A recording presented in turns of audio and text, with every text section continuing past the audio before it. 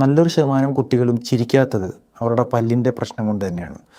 പല പാരൻസും പറയുന്ന ഒരു പ്രശ്നമാണ്, ഇവൻ ഇപ്പോൾ ചിരിക്കുന്നില്ല, സ്കൂളിൽ ആക്റ്റീവല്ല, മുമ്പ് നല്ല ആക്റ്റീവായിരുന്നു, ഇപ്പോൾ ചിരിക്കുന്നില്ല, ആളുകളെ കാണുമ്പോൾ കൈ കൊണ്ടുവന്ന് മുഖം പൊത്തുന്നു. ഇങ്ങനെയുള്ള കുട്ടികൾ പലപ്പോഴും ഇൻട്രോവേർട്ടുകളായിട്ട് മാറാനും ഇതൊരു കാരണമായിട്ട് മാറാറുണ്ട്.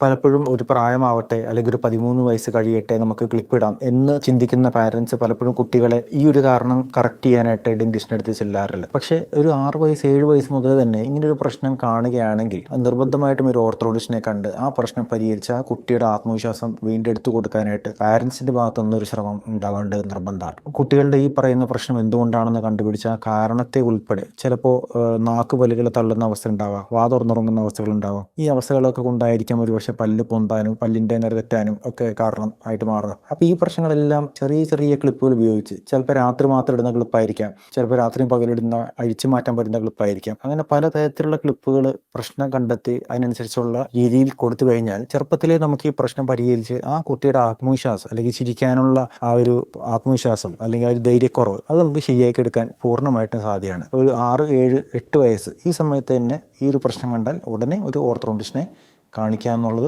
നിർബന്ധമാണ്.